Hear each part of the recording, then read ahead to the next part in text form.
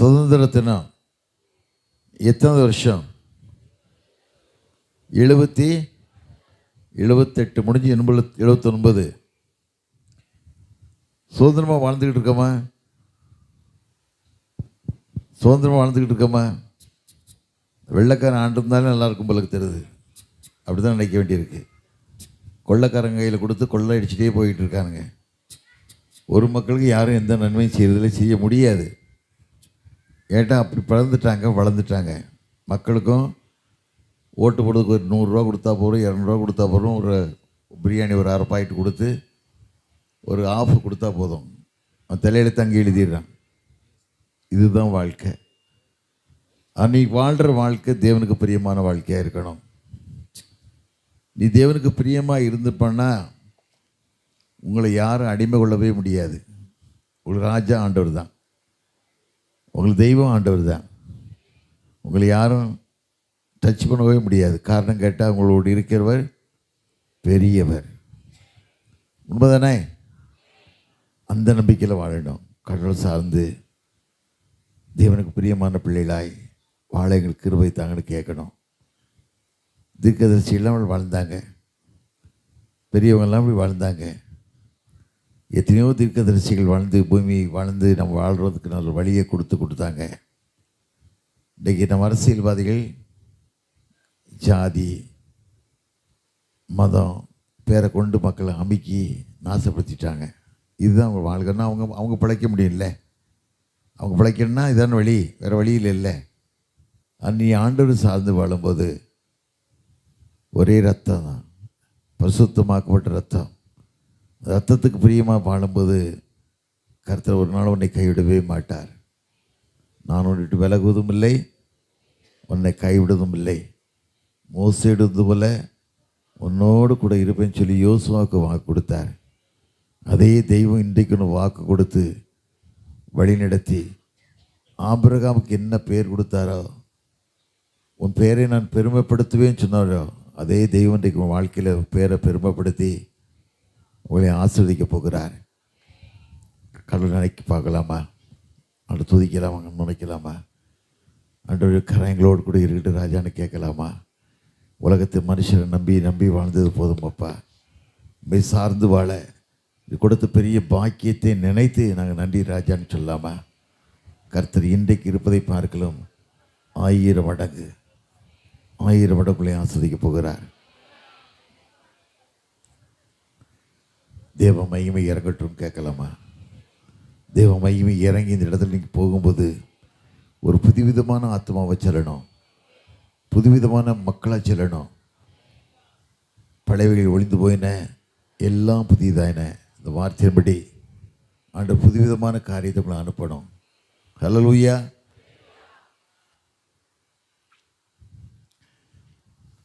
சீனாய் மலையினிலே இறங்கி வந்தவரே,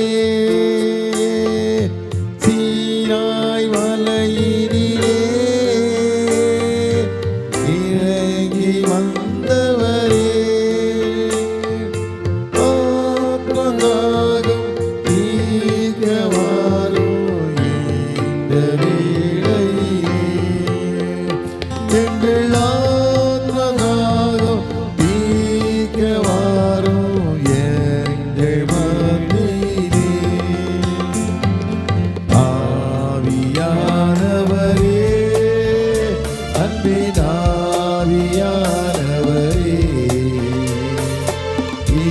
இப்போ வாரும், இறங்கி வாரும் எங்கள் மத்தியிலே, இப்போ வாரும், இறங்கி வாரும் எங்கள் மத்தியிலே.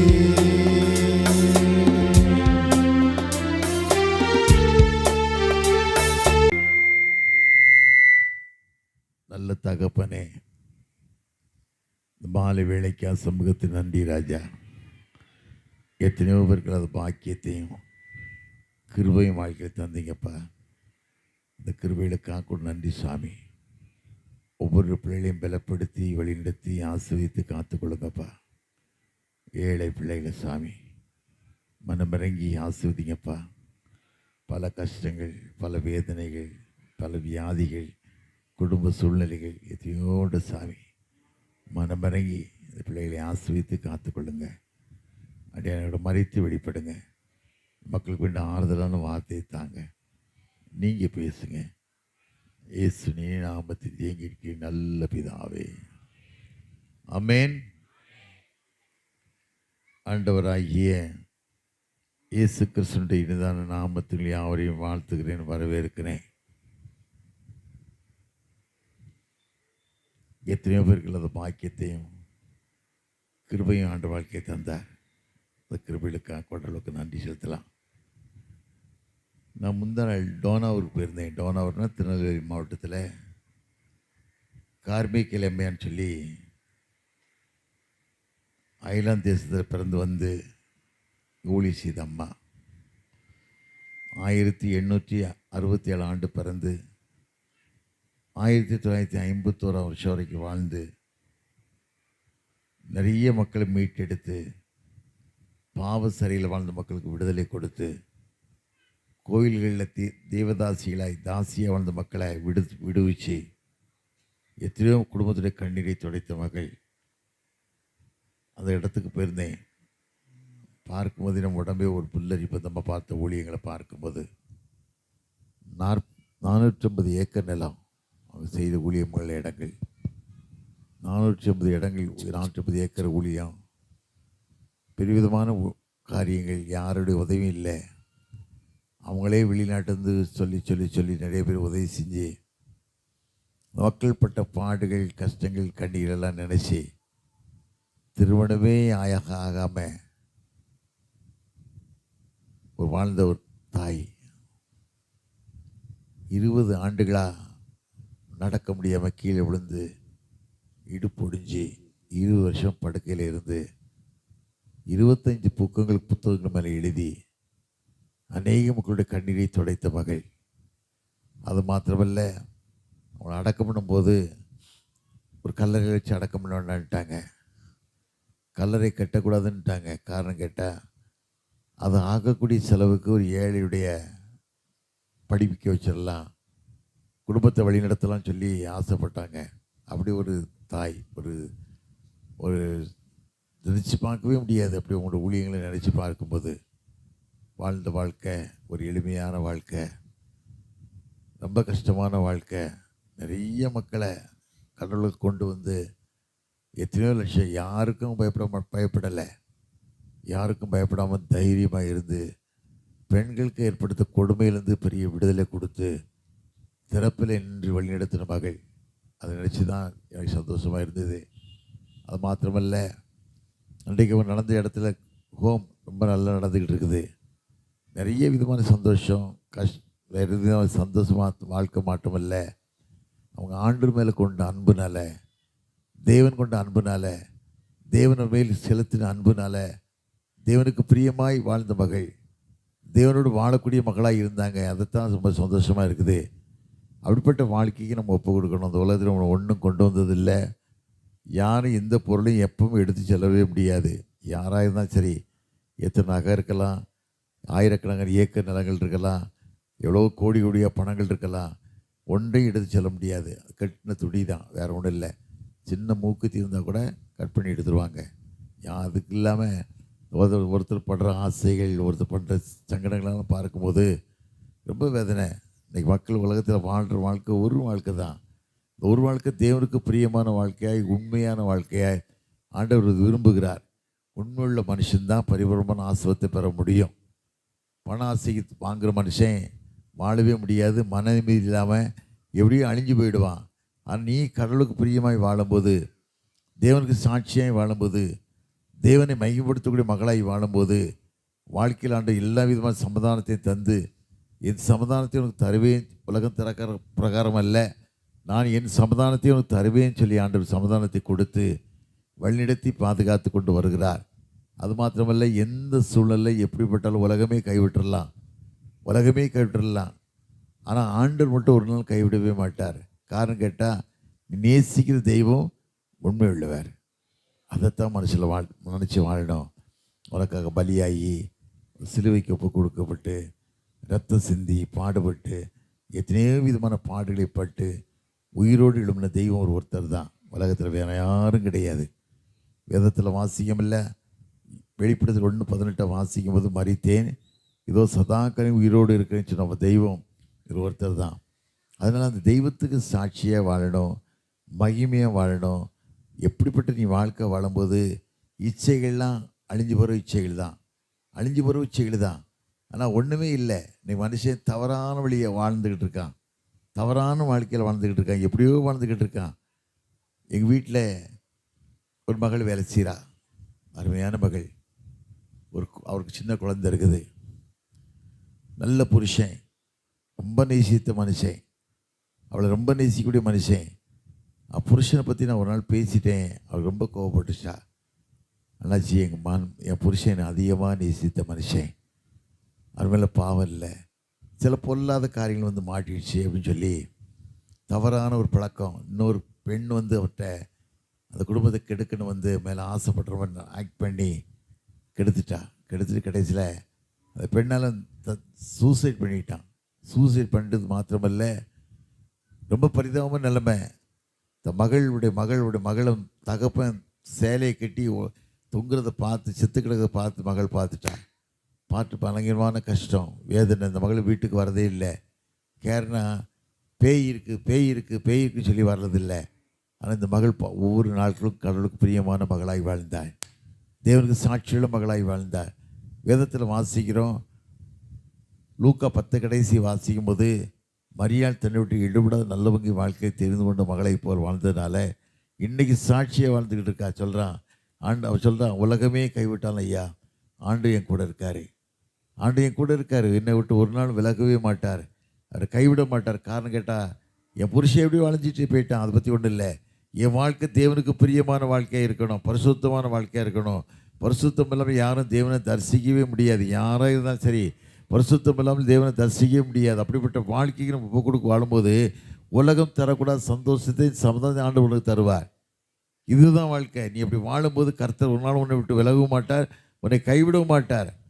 காரணம், நீ அவர் நேசிக்கிற மகள், நீ அவர் விரும்புகிற மகள் என்பது உனக்கு என்ன தேவை, உன் வாழ்க்கை எப்படி இருக்குன்னு சொல்லி நினைக்கிற தெய்வம் அவர் ஒருத்தர் தான். வாழ்க்கையை வடிவமைத்து கொடுத்து வாழ்க்கை வேண்டிய கிருபைகளை தந்து உன்னை பாதுகாத்து ஒவ்வொரு நாட்களும் நான் உன்னை ஏந்துவேன், உன்னை சுமப்பேன், தப்புவிப்பேன், ஒவ்வொரு நாட்களும் பாதுகாப்பேன்னு சொல்லி வாக்குத்தத்தங்களை வாழ்க்கையில் கொடுத்து வழிநடத்துகிற தெய்வம் அவர் தான். அது மனதில் நினச்சி வாழணும். நம் தெய்வம் வந்து சாதாரண தெய்வம் அல்ல. மற்ற மக்களைப் போல எப்படியோ யாராவது இப்படி வாழ்ந்துட்டு போகிறாங்கன்னா, நம் தெய்வம், நீ நேசிக்கிற தெய்வம் உண்மை எழுவர், உனக்கு கேடு செய்யவே மாட்டார். உனக்கு கேடு வந்தாலும் ஆண்டவர் உன்னை விட்டு விலகும், உன்னை பாதுகாப்பார். அதுதான் அவருடைய காரியம்.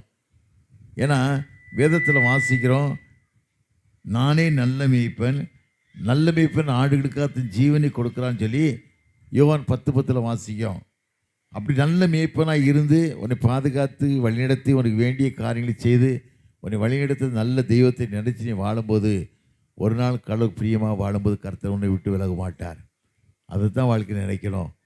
நான் ஒரு சாதாரண மனுஷன்தான், ஒரு ஊழியக்காரரோ போதகரோ கிடையாது. நான் ஒரு வியாபாரியாக இருந்து கடவுளுக்கு பிரியமாக வாழ்ந்ததுனால ஆண்டு ஒரு நாள் என்னை கைவிடுறதே இல்லை. காரணம் கேட்டால் என் வழி கடலுக்கு பிரியமாக இருக்கணும். நான் விரும்புகிறது அதுதான்.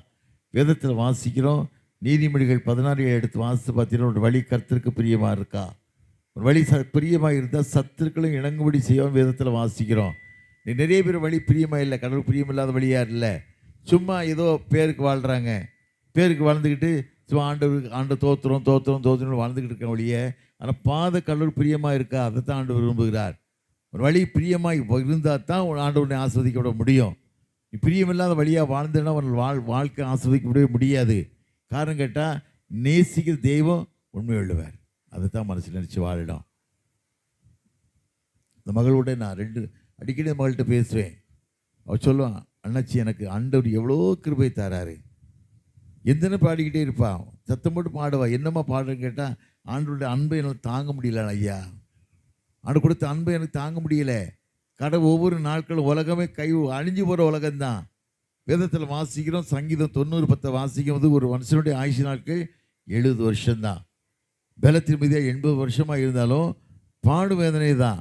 ஆனால் இந்த உலகத்தில் வாழ்கிற நாட்கள் 80-70 வருஷம்னா கூட நீ கடவுளுக்கு பிரியமாய் வாழும்போது கர்த்தர் ஒவ்வொரு நாட்களும் பாதுகாப்பார். கண்மணியை போல பாதுகாப்பார். மோசையோட ஆண்டவர் பாதுகாத்தார்ல, ஆண்டவர் வழி நடத்தினார்ல. வேதத்தில் வாசிக்கும் இல்லை, எண்ணம் 12:7 எடுத்து வாசிக்கும் போது என் தாசனாகிய மோசையோ அப்படிப்பட்டவன் அல்ல, என் வீட்டில் எங்கும் உண்மை உள்ளவனாய் வாழ்ந்தான் என்று சொல்கிறார்ல. காரணம், உண்மையாய் வாழும்போது சொந்த சகோதரன் சொந்த சகோதரி அவன் மேலே குற்றம் சாட்டினாங்க. மோசை மேலே மோசை தான் ஆண்டு பேசினார், என்கிட்ட பேசலையா அப்படின்னு குற்றம் சாட்டினாங்க. ஆனால் மோசை அதை நினைக்கவே இல்லை. ஏன் நினைக்கலன்னா, அவன் பாரத்தெல்லாம் கடவுள் மேலே வச்சு வாழ்ந்துக்கிட்டு இருந்தார். கடவுள் தான் வழிநடத்தப்படின்னு சொல்லி எண்ணத்தில் வாழ்ந்துக்கிட்டு இருந்தார். ஆனால் ஆண்டவர் பதில் செய்தார்ல. ஆரோனை மிரியாமை கூப்பிட்டு என்ன சொன்னார், என் தாசனாய் மோசையோ அப்படிப்பட்ட அல்ல. சாதாரண காரியம். 40 ஆண்டம் எகிப்தில் வாழ்ந்துக்கிட்டு இருந்தான். 40 ஆண்டு காலம் எகிப்தில் வாழ்ந்து அந்த பார்வோனுடைய அரண்மனையில் வாழ்ந்துக்கிட்டு இருந்தான். ராஜகுமாரனாய் வாழ்ந்துக்கிட்டு இருந்தான். ஒரு நாள் அந்த இடத்த அரண்மனை விட்டு போக வேண்டிய சூழ்நிலை, வெளியே போய் வாழ்ந்தான். அந்த அரண்மனையில் வாழ்ந்த காலத்தில் திருமணம் பண்ணி குழந்தைகள் இருக்கலாம். அந்த குற்றம் சாட்டி 40 வருஷத்துக்கு பிறகு வெளியே வந்த பிறகு இவங்க குற்றம் சாட்டினாங்க. அப்போ ஆண்டவர் தான் அவங்களை சொன்னார், ஆண்டவர் தான் கண்டிச்சார். அதே போல் வாழ்க்கை எத்தனையோ விதமான பாடுகள் நீ வாழ்ந்தாலும் சரி, உன்னை நேசிக்கிற தெய்வத்தை நீ பற்றி கொண்டு வாழ்வாயானா, அவரை அணைத்து கொண்டு வாழ்வாயானா, ஆண்டவர் ஒரு நாள் உன்னை கைவிடவே மாட்டார். காரணம் கேட்டால் அவர் உண்மை உள்ளவர். உன் வாழ்க்கை அதை தான் விரும்புகிறார். கர்த்தர் மனதிருக்கக்கூடியவர். கடந்த வாரம்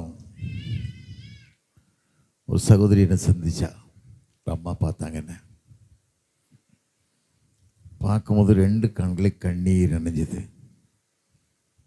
என்னம்மா எப்படி இருக்க, நல்லா இருக்கியா அப்படின்னு கேட்டேன். உன் முகம் வாடலாக இருக்க, என்னன்னு காரணம் கேட்டேன். அவ்வளோதான். கண்கள் திறந்த 2 கண்ணிலும் கண்ணீர், வேகமாக கண்ணீர். ஏம்மா கேட்டேன். என் வாழ்க்கையே சீழிஞ்சு போச்சு ஐயா, நான் எப்படி சந்தோஷமாக இருக்க முடியும்னு கேட்டா. காரணம் கேட்டால், தகப்பனும் தாயும் ஒரு இடத்துல அந்த பொண்ணுக்கு ஒழுங்கு பண்ணியிருக்காங்க. திருமணத்துக்கு ஒழுங்கு பண்ணி அடுத்த நாள் கல்யாணம். இன்னொரு பையன் கூட எஸ்கேப் ஆகிட்டா. எஸ்கேப் ஆகி ஒரு குழந்தைய பெற்றெடுத்திருக்கா. இதுக்கிடையே இன்னொரு ஆள்கிட்ட தொடர்பாயிடுச்சு, ஓடிட்டா. அப்புறம் 3வது குழந்தை இல்லை, 3வது ஒரு ஆள்கிட்ட தொடர்பாகி குழந்தை பிறந்திருக்கு. 3 புருஷன். காரணம் நல்லா கலர் வெள்ளையாக இருந்த உடனே அந்த சில பேர் நினைக்க இதுதான் வாழ்க்கை, இப்படித்தான் வாழ முடியும் நினைக்க வாழாத. பரிசுத்தம் இல்லாமல் நீ வாழ்ந்தன்னா குடும்பமே அழிஞ்சிரும். காரணம் செல்ஃபோன் தான் காரணம். ஃபோனை பார்க்குது, ஆபாசமான படங்களை பார்க்குது, காதில் மாட்டிட்டு இஷ்டத்துக்கு பேசுறது, உண்மை இல்லாத வாழ்க்கை வாழ்கிறது. எப்படி வாழ்க்கை பாருங்க. 3 பிள்ளைகள், 2 பிள்ளைகள், 3 புருஷன், 2 பேரும் ஓடி போயிட்டான். ஒரு மகள், மூத்த மகள் வளர்ந்தா. வளர்ந்துக்கிட்டே இருக்கும்போது ஒரு ஸ்டேஜ் வந்தது. ஸ்கூலில் ஒன்று சேர்த்தா. ஏசியன்ட் படிக்கும்போதே ஹெச்எம் கூப்பிட்டு விடுறாங்க தாயை. உன் பிள்ளை சீரியல்லம்மா, லேட்டாக வரா, காரணமே சொல்லலை, லேட்டாக வரா, சீரியல்ல சொல்லி பார்த்தா கேட்கல. டிசியை வாங்கிட்டு போயிடுமா, உன் பிள்ளைக்கு படிக்க வேண்டாம்னு சொன்னாங்க, கேட்கல. கடைசியில் அந்த பிள்ளை ஓடி போயிட்டா. சின்ன வயசு ஓடி போயிட்டு, ஓடி போகிறதுக்கு முன்னாடி கன்சீவ் ஆகிட்டா. ஒரு குழந்தை பெற்றெடுத்தா. அவன் கஞ்சா பாய்ச்சி, சாராயம், ஜஞ்சா, ஆட்டோ ஓட்டுற பையன். இன்றைக்கி மக்கள் எவ்வளோ ஏமாறுறாங்க, எவ்வளோ காரணம் கேட்டால் தாயோட வளர்ப்பு சரியில்லை, தாயோட வாழ்க்கை சீரில்லை. ஏதோ பேருக்கு வாழாத, வாழ்ந்த உண்மையை வாழாத. டெலிஃபோன் வச்சு பிள்ளை லேட்டாக வருது, வேலைக்கு போய்ட்டு லேட்டாக, எங்கே போனேன், ஏன் இவ்வளோ நான் கேளு. ஃப்ரெண்டு கூட்டு போனேன். ஆற்காட்டில் ஒருத்தரை பார்த்தேன். ஆற்காட்டில் ஒரு பெரியவரை பார்த்தேன். 3 பிள்ளைகளையான்னு சொன்னார். ஒரு பையன் ஹேண்டிகிராஃப்ட் வீட்டில், 2 பெண் பிள்ளைகள். அவர் சொன்னார், பிள்ளைகள் ரெண்டும் சென்னையில் இருக்குது, புருஷாகத்தில் இருக்குன்னாரு. தாய் இல்லை, இறந்து போச்சு. அப்போ அவர் சொன்னார், 2 பிள்ளைகள் வாலிய பிள்ளைகளப்பா, யார் பாதுகாப்பான்னு கேட்டேன். நான் அதை நினைக்கிறேன் சார், நான் என்னன்னு கேட்டேன். அவர் 2 பேரும் ஓடி போயிட்டு வாழ்க்கையை தேடிக்கிட்டா அது எனக்கு போதும் சார், எனக்கு செலவு மிச்சமெல்லாம். இப்படி தகப்பன் வாழ்கிறான் நிறைய பேர் வாழ்க்கையில். எவ்வளோ சீரழிவு, எவ்வளோ கஷ்டங்க தெரியல. ஓடி போயிட்டா பரவாயில்லைங்க, அந்த தகப்பன் எப்படி வந்து தகப்பனா இது? நான் கேட்டேன், அவனை நீ தகப்பனாடான்னு கேட்டேன். வாழ்ந்தா ஒரு வாழ்க்கை தான். மிருகம் தான் வாழுது, மிருகத்தை அடையாளம் தெரியாம வாழுது. நீ மிருகமாக வாழாத, மனுஷனா வாழு, உண்மையாக வாழு.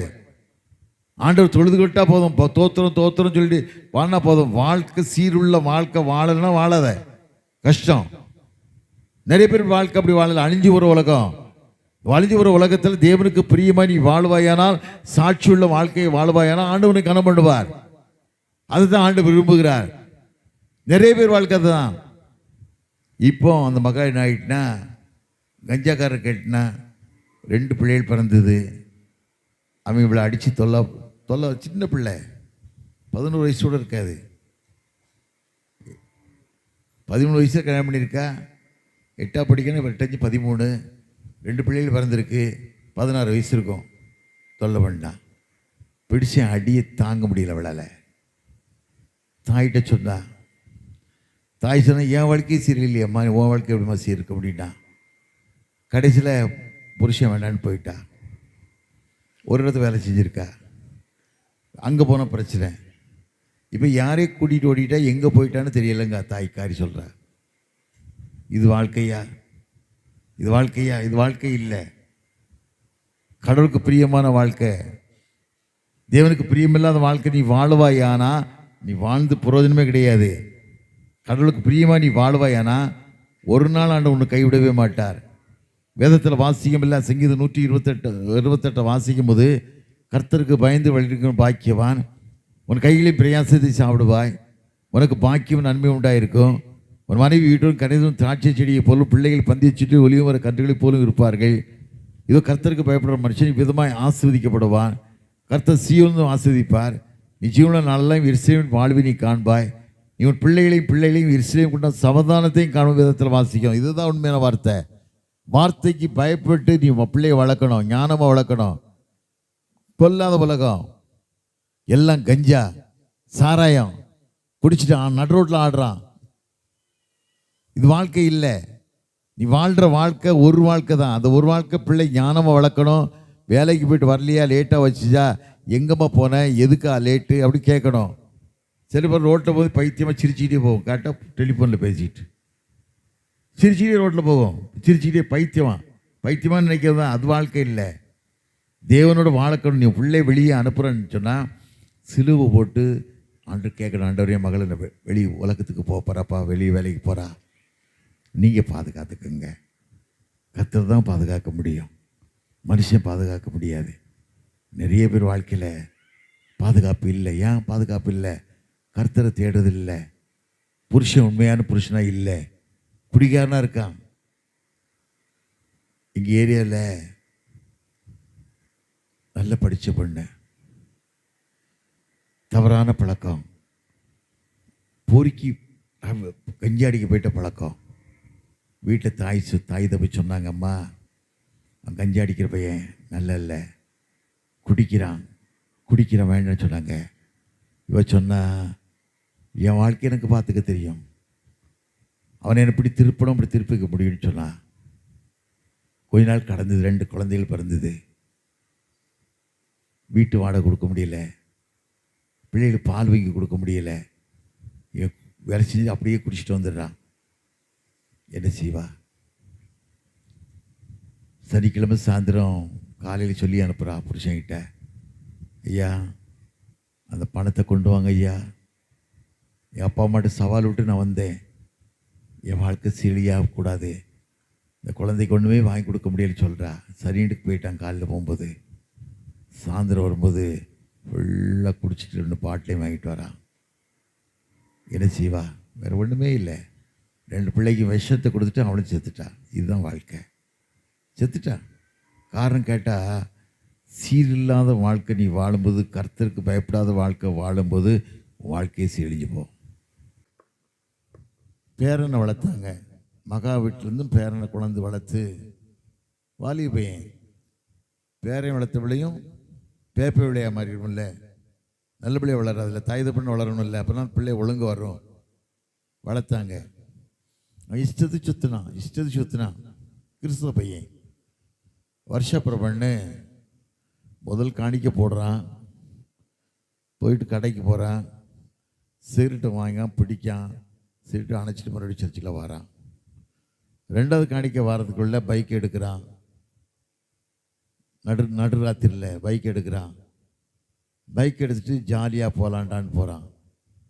ரோட்டில் ஒரு வாலிப உள்ள போகுது, பின்னால் ஒரு அழகாக ஒரு தட்டுறான். அது நினைக்காம ஜாலி நினைக்கான். அவனுக்கு பெரிய பரலோகம் கிடைச்ச மாதிரி, பெரிய பணம் கிடைச்ச மாதிரி, 10 லட்சம் லாட்ரி கிடைச்ச மாதிரி ஒரு தட்டிட்டு போகிறான். தட்டுனவன் நடுவே இருக்க இந்த கேடரை பார்க்கல, வண்டியில் மடிச்சு வச்சுருக்காங்கல்ல, பார்க்கல. அதே ஸ்பீடில் வண்டியில் விட்டான்.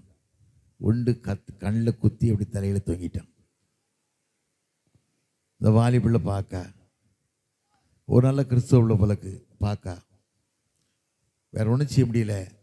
பாக்கெட்டில் இருக்கு விசிட்டிங் கார்டு எடுத்து பாக்கெட்டில் தான் வச்சு அட்ரஸை கண்டுபிடிச்சிட்டு ஸ்டான்லி ஹாஸ்பிட்டல் ஒன்று போட்டு போயிடுறான். மரணம் அடுக்கையில் அடுத்த நாள் டெட் பாடியாக வருது. டெட் பாடியாக வந்து என்னது போஸ்ட்மார்ட்டம் பண்ணி வீட்டுக்கு வந்திருக்கு. காரணம் பாட்டி வளர்ப்பு சரியில்லை. பேர் கிறிஸ்தவங்க தான். இந்த கிறிஸ்தவம் தான் கெட்டு சீரழிஞ்சு போகிறான். காரணம் கேட்டால் இஷ்டத்துக்கு கடவுள் மன்னிப்பார் அப்படின்னு நினச்சி வாழ்கிறான். ஒயிட்டு வெள்ளை போட்டாச்சுன்னா வெள்ளை ஆயிரும்னு நினைக்கான். இருதயமெல்லாம் கருப்பாக இருக்குன்னு எப்படி வெள்ளையாவ? இருதயமே கருப்பாக போயிடுச்சு, நீ எப்படி வெள்ளையாவ? ஒரு இருதயம் கடவுளுக்கு பிரியமான இருதயமாக இருக்கணும். நிறைய பேர் வாழ்க்கை அதை தான். நிறைய பேர் வாழ்க்கை இன்னைக்கு கடவுளுக்கு பயமில்லாத வாழ்க்கை, பயப்படாத வாழ்க்கை. பெற்றோர்கள் சீராக வளர்க்குறது இல்லை. எங்கள் ஸ்கூலில் 10th எக்ஸாம் நடந்தது போன வருஷம். இப்போ இந்த வருஷம் எங்கள் ஸ்கூலில் சென்டர் வந்துருச்சு. சென்டர் இல்லாமல் ராயபுரத்துக்கு போய் எழுதுனாங்க. போகும்போதே கத்தி கொண்டு இருக்கான் பைய. கத்தி போய் பக்கத்தில் இருக்கிற எழுதுபையில் கத்தியை கத்தியை குத்தியிருக்கான் லேசா. போலீஸ்காரன் பிடிச்சிக்கிட்டாங்க. பிடிச்சி என்ன பண்ண தெரியுமா? செம்ம அடிச்சுட்டு தாய் தப்புன்னு ஒழுங்காக வளர்க்கலை, பள்ளிக்கூடத்தும் வாத்தியார் ஒன்று அடிக்கக்கூடாது, அடித்தா நீ ஸ்ட்ரைக் பண்ணுறாங்க, இப்படி தான் நீ மாட்டவன்னு சொல்லி அடித்தாங்க. இதுதான் அடி.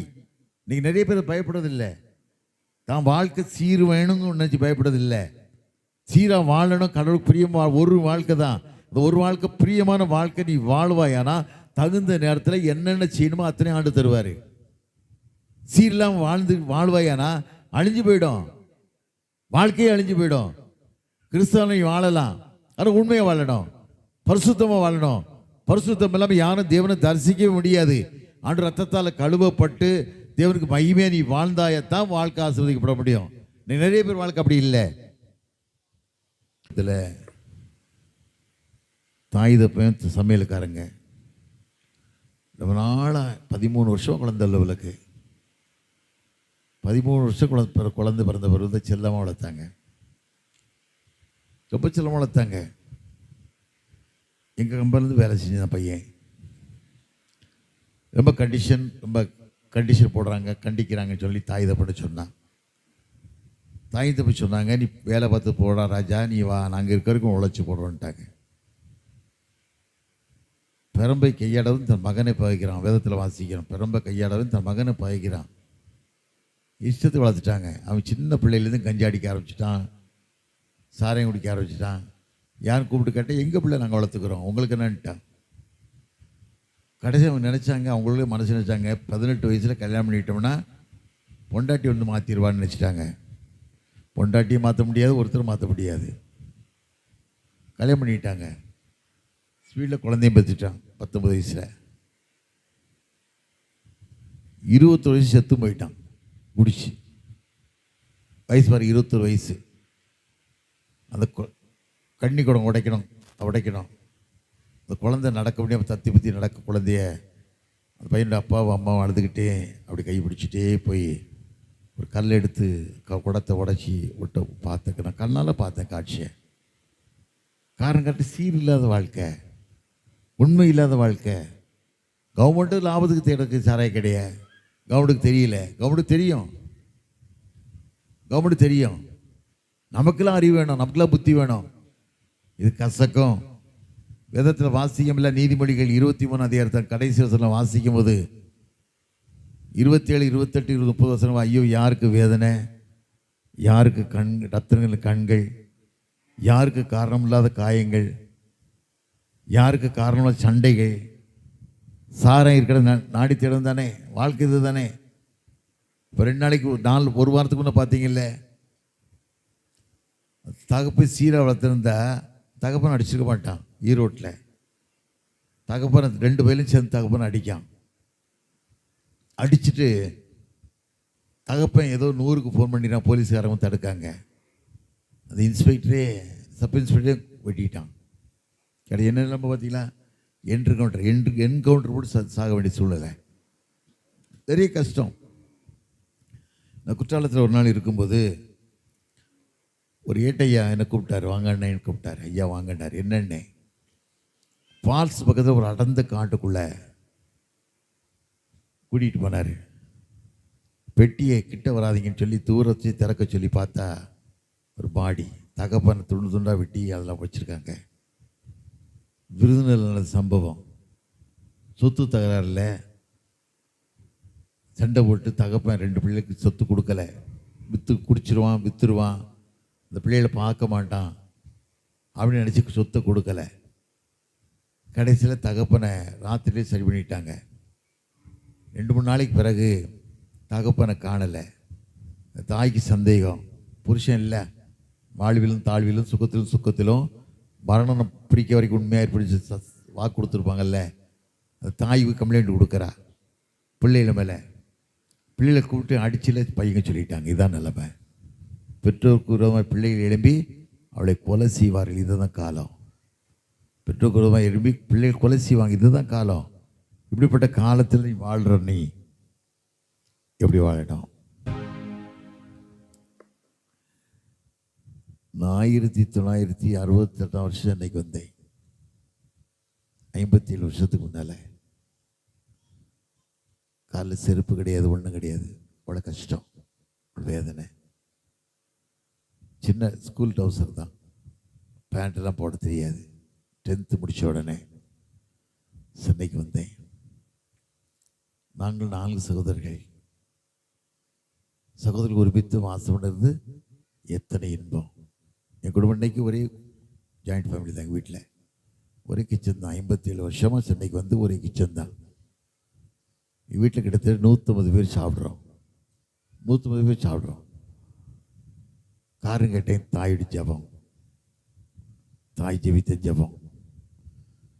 ஒவ்வொரு நாட்களும் வெளியே போகும்போது எங்கே போனாலும் சரி என் தலையில் கை வச்சு என் உதட்டில் சிலுவை போட்டு அனுப்புவாங்க.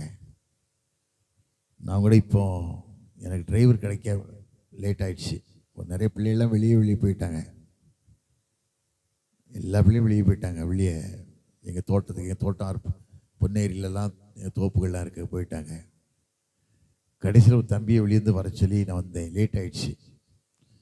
அப்போ வரும்போது கூட என் மனைவிட்ட போய் நான் கிட்ட போய் ஜோமடி தான் வந்தேன். காரணம் கேட்டால் அவள் முதல்ல சிலுவை போடுவா. வாயின் வார்த்தைகள் உண்மையாக இருக்கணுங்கிறதுக்காக, தடங்கள்லாம் பேசணுங்கிறதுக்காக. காரணம், கடவுளோடு வாழும்போது, கடவுள் சாட்சியாக வாழும்போது, மகிமையாக வாழும்போது ஆண்டவனை விட்டு விலகவே மாட்டார், அவனை கைவிட மாட்டார். இப்போ இருக்கிறதை பார்க்கலாம் 1000 மடங்கு அவனை பெருக செய்வார். காரணம் கேட்டவன் வாழ்க்கை தேவனுக்கு பிரியமான வாழ்க்கையாக இருக்கணும், தேவனோட வாழக்கூடிய வாழ்க்கையாக இருக்கணும். அப்படி வாழ்ந்தால் தான் 3 மாத குழந்தைய மோசே பார்வோனுடைய கட்டளைக்கு பயந்து இந்த தாய் தகப்பன் நாணல் பெட்டி செஞ்சு நைல் நதியில் விட்றாங்கல்ல. நைல் நதியை 3 முறை போய் பார்த்தேன். நைல் நதியை மோசே இந்த இடத்துல விட்டுருப்பாங்க. நாணல் பெட்டியில் செய்து விட்டது. அந்த நதி தான் உலகத்துக்கு பெரிய நதி. நைல் நதி தான் 5000 மைலுக்கு மேலேருந்து வருது, 8000 கிலோமீட்டருக்கு மேலேருந்து வருது. நதியை போய் பார்த்தேன். பார்க்கும்போது மோசே அந்த விட்டு 3 மாத குழந்தைய விட்டு 120 வயசு வரைக்கும் வாழ்ந்து பலம் குறையவே இல்லை, கண் பார்வை குறையில்லை, கண் பார்வை குறையவே இல்லை. காரணம் கேட்டான், வஸ்திரம் பழசையே போகல.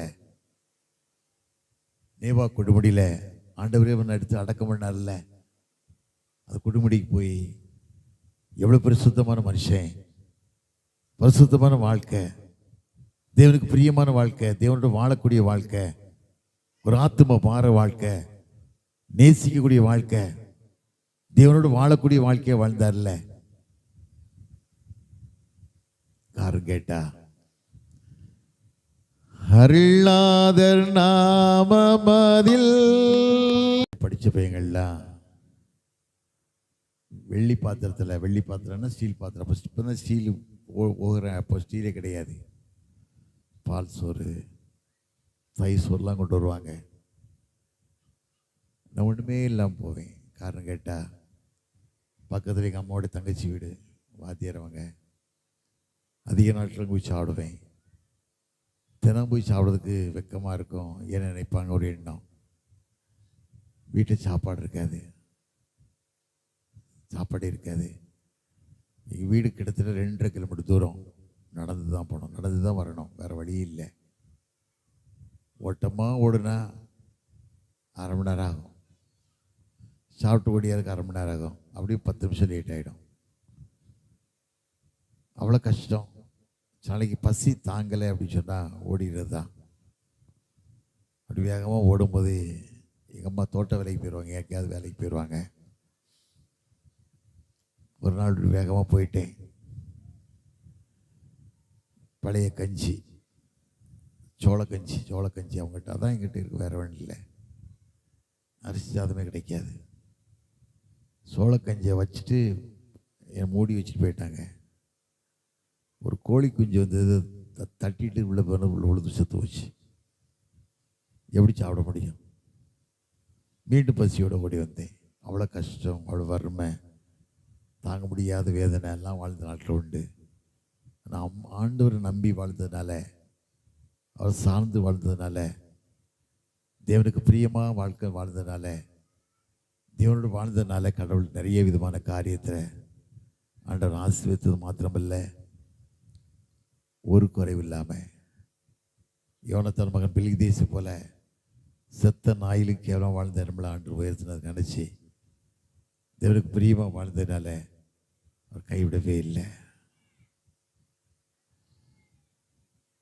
மாதம் எந்த ஊர் தம்பி? கடந்த அக்கா தங்கச்சி பெரிய நகர் போயிருந்தோம். 2 அக்கா தங்கச்சி கூட்டம் நடத்துகிறாங்க. பெரிய குடும்பம், நிறைய மக்கள். உங்க மாதிரி ஆண்டு அறியாத குடும்பத்தை வந்த பிள்ளைகள். நான் உங்க நோய் ஏதோ வந்திருக்கு, பயங்கரமான நோய். அதில் ஆண்டவர் விடுதலை கொடுத்த உடனே அப்படியே மாறிட்டா ரொம்ப கஷ்டம். பிசாசு கட்சிக்கு சீங்கிரம் தானே, யாரை விழுங்கலாம் காத்திருப்பான்ல. மாறின அவங்க சுகம் பண்ண பிறகு இடங்கள்லாம் போயிடுச்சு. எல்லாரும் சொன்னாங்க, நீ அந்நியத்தை தேடி போயிட்ட, உன் வாழ்க்கை தான் அப்படிதான் அப்படின்னு சொன்னாங்க. ஆனால் அவங்களுக்கு என்னென்னா, வேதத்தில் வாசிங்கன்னா லூக்கா 19:10 வாசிங்கன்னா, எழுந்து போனதை தேடவும் ரட்சிக்கவே மனுஷன் உலகத்தில் வந்து அந்த வார்த்தையை பிடிச்சி பெரிய லெவல் ஆகிட்டாங்க. இப்போ பெரிய அழகா கொடுத்த சாட்சியை பார்க்கணும், அவ்வளோ மகிமை. அதே போல் ஆவடி பக்கத்தில் ஒரு வீட்டுக்கு போயிருந்தோம். தாயாருக்கு கேன்சர், பலவிதமான நோய். பையன் 7 வயசு, பொம்பளை பிள்ளை, சின்ன பிள்ளை. தாயார் ரொம்ப வேதனையில் துடிக்கிறாங்க. மந்திரவாதிகள் தான். ஆண்டவர் அறியாத குடும்பத்தை பிறந்தவங்க, ஆண்டு அறியாத குடும்பத்தை பிறந்த மனுஷி. ஆண்டு கொடுத்த விடுதலை, தாயை துடிச்ச துடிப்பு, அதெல்லாம் அந்த பையன் பார்த்துட்டு இருந்திருக்கான். அதுதான் ஆண்டரை ஏற்றிட்டு அந்த பையன் சின்ன வயசுலேருந்தே கடவுள் சாட்சியாக வளர்ந்துருக்கான். இப்போ ஐடியில் வேலை செய்கிறான். 2 லட்சம் ரூபாய்க்கு மேலே சாலரி வாங்குறான். ஆண்டு கொடுத்த விடுதலை பார்த்துட்டு வேலையே வேண்டாம்னு ஒரு விஷயம் பண்ணிட்டு ஊழியத்துக்கு வந்திருக்கான். அந்த விஷயத்துக்கு போயிருந்தேன். போகிற வந்தான். நீ ஆண்டரை தேடும்போது கர்த்தர் ஒரு நாள் ஒன்றை கைவிடவே மாட்டார். பல பாடு இருக்கும், பல கஷ்டம் இருக்கும், பல வேதனை இருக்கும். புருஷன் மூலமாக, பிள்ளைகள் மூலமாக பல கஷ்டங்கள் வரும். நீ ஆண்டவரை சார்ந்து வாழ்ந்த அப்படின்னு சொன்னால், அவர் நம்பி வாழ்ந்தன்னா அவனை கைவிடவே மாட்டார். இஸ்ரவேலை காக்கிற உறங்குவதும் இல்லை, தூங்குவதும் இல்லை. கர்த்தருனை காக்கிறவர் வலது பக்கத்தில் நிழலாக இருக்கிறார்.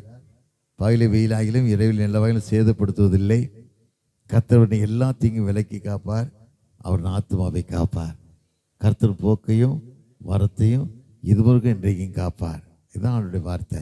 இந்த வார்த்தைக்கு கீழ்ப்படிங்க, வாழுங்க, கடவுள் மகிமையை வாழுங்க. கஷ்டம் நினச்சி வாழாதீங்க. கடவுளுக்கு எல்லாம் சந்தோஷமாக எந்முறையும் மனரமியமாக இருக்க கற்றுக்கொண்ட வார்த்தைப்படி வாழ்ந்தீங்கன்னா ஒரு குறை உங்கள் வாழ்க்கையில் வரவே வராது. வானத்தின் பலகைகளில் திறந்து இடங்கள்லாமல் போக மட்டும். மலிய 3:10 வாசிக்கும் இல்லை, நான் உன்னை ஆசிரியமாக இருக்கிறோன்னு சோதிச்சுப்பார். காரணம் கேட்டால் என் ஆலயத்தில் ஆகாரம் வேணும். பாஸ்டர் சர்ச்சை கொண்டு காட்டினாங்க, கம்பி எடுத்து அப்படியே கிடக்குது, மழையில் நனைஞ்சி படிகள்லாம் தவந்து கிடக்குது. இந்த ஆலயம் கட்டப்படணும். பகுதியில் உள்ள மக்கள்லாம் கர்த்தரே தெய்வம்னு சொல்லணும். அவரோட காலத்துக்கு இருக்கணும். நான் நோக்கி பார்க்கலாமா? எல்லோரும் இளம்பலாமா? தலையில் தாழ்த்தி ஜெபம் பண்ணுவான். நான் ஒரு பாடல் பாட போகிறேன், காணிக்க வாங்க போகிறாங்க. நல்ல உங்களால் முடிஞ்சது. நீங்கள் உங்கள் பாவம், நீங்களே ஏழை பாவம், வாழ்கிற வாழ்க்கை எங்கே வேலை செய்கிறீங்களோ, எப்படி வேலை செய்ய தெரியல, குடும்பங்கள் எப்படி இருக்கோ எனக்கு தெரியல, கடவுளுக்கு தான் தெரியும்.